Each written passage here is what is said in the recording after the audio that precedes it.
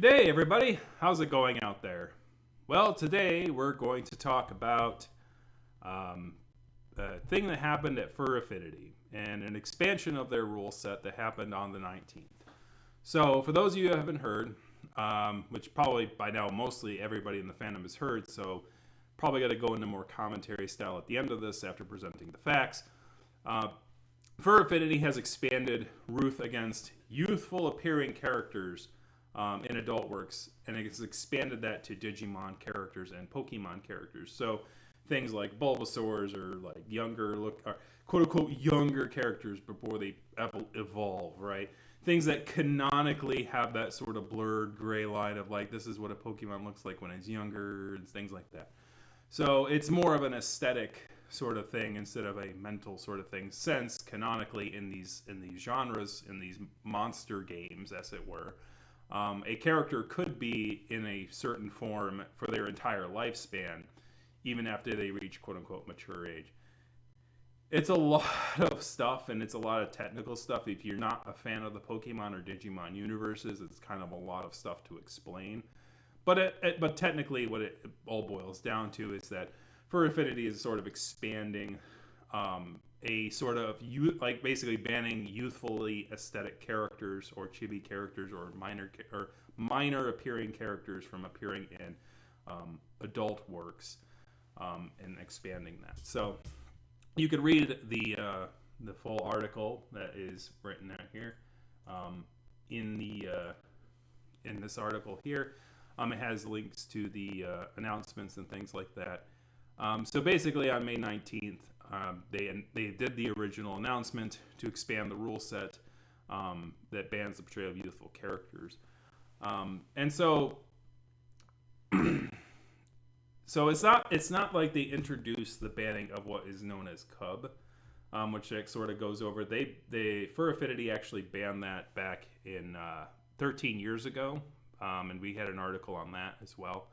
It basically had to deal with alert pay saying, hey, unless you get rid of this content, we're not going to allow monetary things here. But in this announcement, basically, they said that starting on July 1st, they're going to start basically pushing for that. And I'll say this is probably one of the few positive things I'll say about this particular situation is that, FurAffinity did give an essence of, hey, here is a way you can enter your artwork into a ticket section, and we will have our moderator team look over this art piece that you self-submit, and we will judge whether or not it is going to fall within the lines of this expanding of the rule. On the negative side of that, some people who have power on staff, when having to deal with all of the sudden interest in these trouble tickets and, users going, man, this really sucks. And, if they're impacted and have to do this, they're doing the whole but this was just the rule to begin with. Now you're just mad because we're enforcing the rules. And it's no. You're expanding the rules. You're acknowledging that you're expanding the rules. Own it, right? Don't go, oh, this was always a rule, and of course we're going to enforce it in this way. Because it's the rules are here's the thing about the world and how it works, is that the rules are what's enforced, not what is written. And while there were rules about the content update 2.7, which talked about youthful appearing characters, aka the 1,000-year vampire rule is what they called it colloquially. This vampire that looks like a 13-year-old is actually 1,000 years old.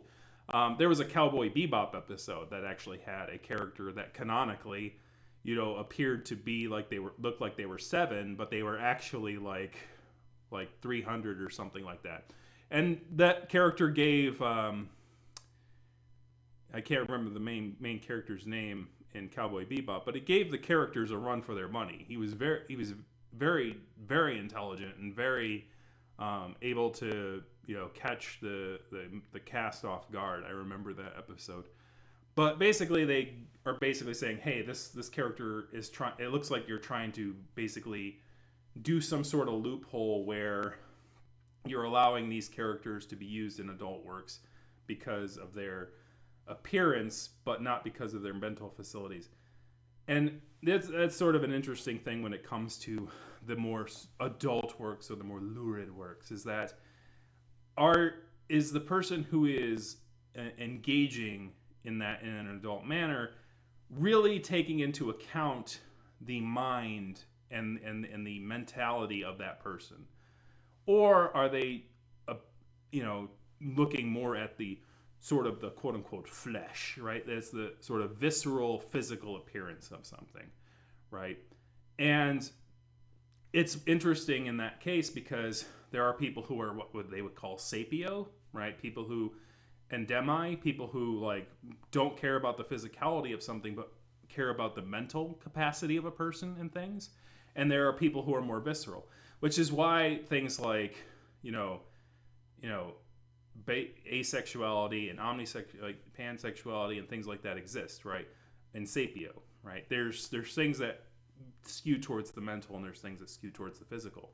But when you're talking about art, right, you don't really have, like, especially if you're talking about a still image, you don't have a lot of capacity to glean a character from that. Now, in a written work, if somebody is writing a written work, you definitely have the sense, you're able to sense a character's maturity or immaturity and can make a judgment upon whether or not a person finds that attractive due to their cognitive sense and not their physicality. But this is getting way off of on a tangent, but that's sort of the gray stuff that sort of gets fought out whenever something like this happens. And it's very easy to get on those tangents because interaction and sexuality are very complicated topics, right? And when it comes to gray zone areas, you're going to have people who interpret things differently, which is why you're always going to have furry sites that are going to capitulate the physicality of the form, whereas others do use things like the Harkness test or things like that to implement whether or not something is within the lines of morality when it comes to these sort of situations and things like that. And some people will say, well, if it's all fantasy, if dark things happen in fantasy, then it's fine as long as these things are not pictures of real atrocities and things. Having fantasy is fine, and being able to separate fantasy and reality is an important part of things as well. So obviously, when rambling about this kind of stuff, people are going to make inferences about what the user and what the messenger believes in it. So if I say things that are against what FurAffinity did here or pro what FurAffinity did here, people are going to make inferences on my character and whatnot. It's something that human beings do all the time. So I will say this one as the disclaimer here. If I believed that this rule by FurAffinity would protect a single child in this world of ours, I would be full-throated, adamantly, fanatically for this rule, right? The reality is that we do not know, the reality is that that's probably not the case. And the reason I can say this with certainty is because I'm a person of history. And unfortunately, history is filled with the exploitation of the underaged, right? And it's going to take more than just FurAffinity going, I come down on high with these tablets and the Pokemon and Digimon shall no longer be exploited in this way. It's going to take more than that to protect children in the real world. I have no knowledge of, I don't think FurAffinity applying rules to Pokemon and Digimon would have stopped someone like Jeffrey Epstein, right? It's just the odds of that are so infinitesimally small that they're just not even existent. And unfortunately, that's sort of the pedestal and virtue pedestal that some people implementing this rule have put on themselves, that they are protecting children by cutting off these particular fantasy aspects or these sort of artworks, whether they be pornographic or erotic versus just general audience. I don't think that us removing these things from FurAffinity, unfortunately, will protect a single child. I just don't. It's just there's no there's no reasonable way you can see that as a thing. And anybody who is saying that it does is lying to themselves. I really wish it were that simple. I really wish it was, because, as I said, I'd be for it in a heartbeat if I believe that to be the case. But it dealing with things in the real world requires vigilance in the real world. You can't just type things on a keyboard and send it out there and expect the world to change, because it won't. The only way the world changes is that you get involved in the real world and help create an environment in the real world that helps with the protection of children from abuse. And even harder still is when that abuse is coming from within their families, right? Because that happens too, and that's really hard to deal with, right? So that being said, and that disclaimer out of the way, let's talk about the actual situation here. So on the 19th, they made this announcement, and in that announcement, they basically indicated that they were not really going to tell people how this thing would work.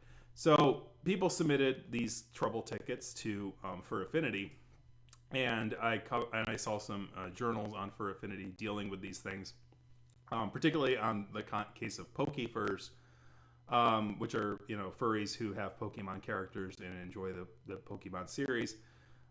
Like Argon Vile. Argon Vile submitted a bunch of these trouble tickets, and he basically found that most of his work would be covered by this rule. So basically, he's going to take out his account, basically remove most of his works and things like that. And he thankfully shared things, right?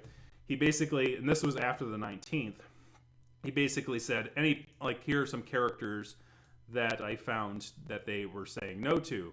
Railu, Pikachu, Cubone, Agumon, Ganamon, Koopas, Yoshis. Basically, those ones were characters that they responded in such a way where it says that character's physicality basically seems under, quote-unquote, chibi, underage, childlike. And that sort of comes to a whole other can of worms, too, is that anthro characters, and this is something that FurAffinity is going to run into as a problem, is that anthro characters, especially of intellectual property, are typically stuff that are aimed at a younger audience. Mario Brothers and Yoshi and Koopas are aimed at a younger audience. Pokemon is aimed at a younger audience. People using those characters in fictions that explore more adult themes in these hobbies are typically a means of sort of transitioning out of the concepts of childhood and stuff like that. So like when you make fan fictions and stuff like that, usually they have a more mature edge to them, even if they don't have any sexual content. One big one that I know about is my own, right? I made Sonic fan fiction and I posted it on SoFurry. I originally posted it on fanfiction.net and natraptor.org. But obviously those sites kind of fell on the wayside, so I put it onto SoFurry. And I got one of the best compliments that I've ever received on one of my works, and that was, man, I read your work thinking it was going to be pornographic, but it wasn't. But I still found myself compelled to read it to the very end. And that was like, oh, that's the best compliment you could receive. It's like, I was looking for porn, but I found something I enjoyed more. Irregardless of it not, stimulating me in the way that I was looking for. It's always a great thing, right? That's how you know that you've done a good job. But the characters that I wrote in that Sonic fanfiction had to deal with more mature themes, but it kept it within the ideals and the premise of keeping it somewhat grounded within the canon and keeping it at about a PG to PG-13 level. The reason that I was able to trick the person on SoFurry is that unlike fanfiction.net, where you actually have to rate your content, right? You have to rate it from G to R. They used to have NC-17 on fanfiction.net, but then they moved that. They basically banned that at a certain point, and then that all got moved, and there was a different adult fanfiction.net that took its place. So this kind of capitulation on where the line is always sort of existed. And as a young person, it can feel like, if you are a person who just got into adulthood, it can feel like your entire world is changing. But don't worry, it's always been, and it always will. And so don't freak out too much. Because that's the thing I found when I was reading the journals of these artists, is that they're not freaking out either, right? So like they're just saying, this is what's happening. Here are the things that I found so far. Prepare yourself. Be prepared to move. Be prepared to do these things. So that's the whole thing. And so the interesting thing though that happened as a result of that is that here's the original rule set from the 19th. Where they basically said, well, we're going to enforce this rule, but there is no list of species that we will take action on, as the second bullet point here. So basically what they're saying is, we're going to do things based upon how things appear, not necessarily their species, but there are certain species whose canonical shape, is sort of within this paradigm, and we're not going to name names. But because of that ambiguity, there was like, well, is it all subjective? What's going to happen here? Because ambiguity in rules always causes frustration and confusion and anger. So here's what we're going to say here, right? And so the interesting thing is that they did have to capitulate. So after that announcement was made, and like Argon Vile started submitting things and then said, here's the species that they seem to be reacting on, FurAffinity. And it was like basically right when I posted this article, I believe. What was it? And it's like right when I posted this article. They added this new thing, or at least like right after it, or something along those lines. But they basically added a second thing on the 22nd, which I didn't mention in that article because I published the article before this second thing came up on the 22nd. Where they asked a frequent asked questions thing on the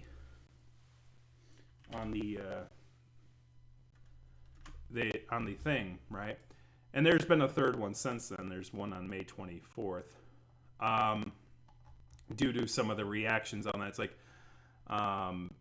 we'll go over the May 22nd one here. But let me pop that up real quick. Sort of impromptu. But basically, this is the rules that they implemented for 22nd, and basically they expanded upon it by asking some frequently asked questions that resulted from these things in the past. So, or resulted from their May 19th thing. So because they have here like thing, and we'll go over this last one here in a bit, but basically the big one here that we wanted to focus on is number 5, because they did update something that was interesting here, and that is basically it's like, what Pokemon and Digimon cannot be in sexual content without being aged up. And they go like, while we cannot present an exhaustive list of thousands of characters, common canonical inclusions would be baby Pokemon, such as Pichu, Mime Jr., Railu, Smoochum, and other Pokemon such as Cubchoo, Cubone, Torchic, Ralts, Eevee, and Gothita. I've never seen that one. And Digimon such as Agumon, Impmon, Gatomon, and Vmon, as these characters have childlike proportions or look adolescent, like adolescent humans or animals, right? So once again, it's about physicality, not mentality. But interestingly, that is a shift, right, from the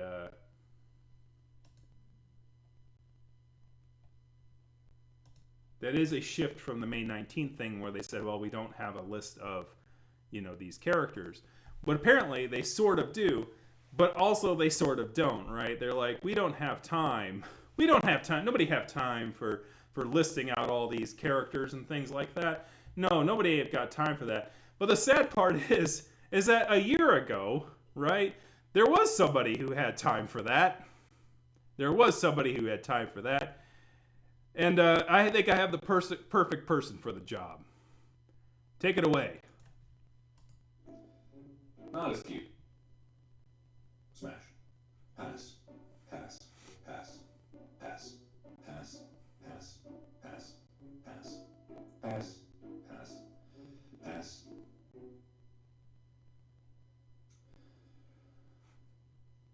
Would this make me a furry if I said smash? Smash. Oh, that was perfect.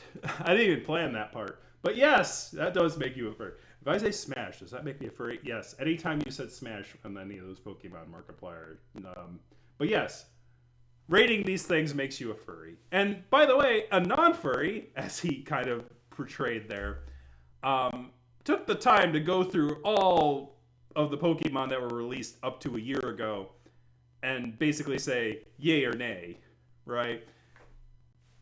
But people who run actual furry websites can't be bothered with the smash or pass idea, right? With the yes, no, yes, no, yes, no, yes, no, yes, no. Now, you could also say anything we say no, like, because basically what we're talking about is canonical, right? So if you said in its canonical form, is this Digimon smashable or passable in FurAffinity's eyes? In canonical form, is this Pokemon smashable or passable in FurAffinity's eyes, right? And having a list of smash, pass, smash, pass, smash, pass doesn't take as too long. It certainly shouldn't take as long as writing a update thing on the 19th and then on the 22nd going, oh no, we had to make some updates, and then on the 24th having to make updates based on those updates. So, like, all this, like, weeks worth of work that you had to do could have been solved by getting together, going, let's smash pass via democracy or whatever, and then we go smash pass, smash pass, smash pass. Here's the list. Now, and you can also put an asterisk on all the passes. It's like, if, on all the passes you go, if you're able to update the character's design in a way that makes them seem more mature, you know, we may accept it. But if you're doing that with those characters, feel free to send us put like a pre-published version, or offer the users a pre-published sort of thing where they can post an artwork privately and then share it with the moderator team, and the moderator team goes smash or pass. And it's like, well, we don't want to do that. You're already doing that, only you're doing it post instead of pre-post, right? You're already doing stuff like this. So why not implement a system that does it, right? Like, do something that allows you to do things before people are publicly, quote unquote, shamed for the content that they post, right? If a post is kind of blurred lined, allow the user, like a YouTube video, right? I could post this as unlisted, I could post this as private, share it with other people, and then when it's all good and go, I can post it on a public facing thing. Instead of having, and basically even Google does this whole thing. They implemented it recently where, you know, when I post a video like this, it goes through and goes, is something copyrightable? And in this time, it's going to probably say something about the smash or pass section that I just added there. But, you know, Markiplier's just going to see this video now, apparently. I don't think he pays attention to that stuff. But, you know, when somebody posted videos with my clips on it recently, I got notified, right? Somebody had posted a small YouTube furry channel, posted a clip of one of my videos, and the bell thing notified me. It's like, hey, somebody had used some of your content here or mentioned your content here. So basically applied fair use to it. And it notified me of it, which is kind of a cool feature. And I know this is a small volunteer team, but I don't think it should be too much of an ask. And if we want to implement this somehow and get somebody involved, I think if you had some way of basically making a post go through if a self-selecting, right? So this person self-selects to go, hey, I want this pre-screened by someone on the moderation team if this violates their rules or not. And then they can let me know before I post it, right? And if it does violate those rules, you could say, hey, like not all my works are accepted here. Here's a place where more of these other works of mine that were not being accepted are published, right? It's not what you do, it's the way that you do it. It's not what you do, it's the way that you do it, right? it's not what your rules are as a moderation team. It's how you choose to implement the rules, right? It's how public facing, you do that. Now, I'll say this: there is some things that people would consider good about this update, is because some people who were talented artists who were getting the blind eye have been somewhat banned because of this new rule, because they clearly are not going to apply these new aesthetic things to it. Somebody like a Zausch or a Kyber, right? Those two artists, as controversial as they are for doing this sort of dark side erotic art, with character proportions and things like that, and they were not going to capitulate, were basically shown the door. Finally, right? Even though these rules have quote unquote been in place for so long. So basically, you're getting some younger people on board who don't know the history of this person and their involvement in the old fandom, and basically they don't care what their name is and just are going to show them the door based on what the rules are, which is actually, in my mind, a good thing, right? As much as you can agree or disagree with the rules should be enforced in a way that is not biased towards a person's social power and dynamic within a group. That being said, there are wrong ways to utilize power in that thing, and this is sort of what we're going to end off on here, is the last quote-unquote frequently asked question on this thing. I don't know if it is a frequently asked question because it's not presented as a question. It was point 14. I deleted my gallery too hastily. And in response, they go, well, we are sorry to hear that, and we don't want to see you go. Please open a trouble ticket on the website under the category account problem, and we will do our best to try and restore your content, provided that it was deleted between May 19th and May 22nd. You have until May 26th to open a ticket on this issue. So the people watching this, I apologize. I didn't get my boots on fast enough, but it's already expired, which really begs the question why there was a deadline to this. Because here's the thing. If somebody deleted their account based on your post on the 19th and your presentation of the rules on the 19th, if somebody's deleting their account based on that, why do they have a deadline to restore it? Especially if you would, as you said, hate to see them go. I think that the interesting thing about gaslighting is it's a hard kind of abuse to define, and it's not one that I use lightly because I've seen other people use it lightly, and it makes me roll my eyes.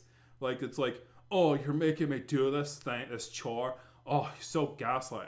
Or you're being mean and growly at me. That's so gaslight. It's like, gaslight is not a term for general abuse. It's a very specific kind of abuse. It's an abuse that sort of capitulates ownership of, onto the end user, right? It's, I did something wrong, but I'm going to present the thing that I did wrong in such a way that it makes you feel guilty about it, or it makes the other people see that you are the unreasonable party here, right?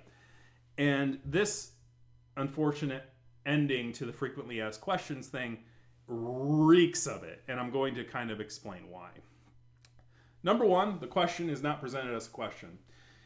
If the opening point was based on what I saw based on this update news, I hastily deleted my account and would like to restore it since I think that it was probably unreasonable for me to do so. Is there any way that I can restore my account? It's a lot of words, but it presents a person asking an actual question. And also, it doesn't imply that the end user is being irrational or hasty, which is what the term hasty implies. It implies that the end user acted with irrational haste, particularly since they are wishing to take the action back. But the important thing to note here is that they admit that hasty action was caused by the way that they implemented the rule, or said that they were going to implement the rule on the 19th. Right? Why else would they say, hey, if you deleted your account between May 19th and today's date where we're all good because we just posted an update, which is kind of a little bit arrogant to go, yeah, well, this update here should make you feel better about it. So if you deleted it before we made this update and we all good, making the assumption that we all good, like, you can do that. But you can only do it for a limited time. We don't want to see you go, but you only have until the 26th to close this ticket. So not only are they using gaslight to kind of go, yeah, we screwed up, but you're the one being hasty. It wasn't us, the moderators, being hasty with how we put out that announcement on the 19th. No. It wasn't us being hasty that caused you to react in a quote-unquote hasty manner. It was your behavior. You were being too hasty. But please come back to our site. We care about you as a person, right? It's gross. It's like, no. It's like, here's the thing. If you screwed up, you should allow them until July 1st. You should allow them to see the way you're going to implement this rule. You should allow them to take their time and make a decision in a rational manner. You shouldn't be giving them 4 days. Because here's the thing that you need to understand about the internet. Furries, there is a life outside of it. I know, right? People are not perpetually online all the time. Maybe somebody heard that news on the 19th and decided to delete their account. And then basically didn't know that you made an update until they watched this video, which, by the way, is after the 26th, because I have a job. I have a real world job too. And yes, I know it's stressful to have a real world job in a volunteer position that doesn't pay anything. But maybe if furries would get better with money, they'd be able to monetize their hobby and actually make an effective business out of it. And it's like, oh no, it's the capitalism word. It's like, this is the problem. We're going to be in a capitalist society, whether or not the capitalist society, if we want to acknowledge that it exists or not, right? Like, the reality is that we need to get better with, if we are not capable of creating an effective form of governance where we reward the people who work hard for us instead of using social clout or the imaginary social clout, because that can only get you so far before you realize that no one really cares about you just because you have power. And they're just going to make YouTube videos anyway, right? It doesn't matter. And unfortunately, like, I am a victim of this sort of quote-unquote exploitation too. I don't get paid for my services for Flare. I don't get paid on YouTube. Like, I've made like $1 because I mentioned that it's like I don't get money from this. I have a full-time job that I get money from, and this is a hobby. And the person who I was paneling next to is sympathetically pulled out a $1 bill and stuffed it into my pocket and said, "Here you go. Here you go." And I'm like, no, I don't want money. It's like, if I were doing this for the money, I would do it for the money. But the reality is that, you know, if you want people to actually be able to implement things, you have to compensate them. And unfortunately, the one person who wanted, you know, to come into FurAffinity and make updates and was promised compensation, basically wasn't given compensation. And that person was Silver Eagle. That was a news article from a long time ago. But it still holds true today. It's like, people don't feel appreciated because their bosses, who they're saying, you're going to make this uncomfortable change to our website, aren't getting compensated for their time. And unfortunately, it's something that furries are going to have to deal with eventually, because these old people are going to burn out. So to the young furries out there, please learn finance better than our generation did. Please learn how to you know, be better at being a boss. And even, because here's the thing, even if it's an unpaid position, if you're giving orders to somebody, you're being their boss. And I think this is something that every furry position gets wrong, whether it's convention spaces or whether it's that. So maybe it's something that we need to focus on in the future. But that being said, we're getting a little off topic here, but that's basically all I have to say about this.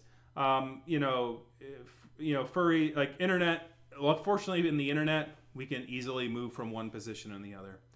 And when the rulership is being quote unquote unreasonable, if you feel that leadership is being unreasonable in a certain space, it's easy. It's relatively easy to shift from one space to the other. It's not effortless. It's not entirely effortless. People who have focused their galleries on FurAffinity are going to have to take efforts to move it to the other space. But it's not as hard as doing it moving spaces because the leadership is corrupting in the real world.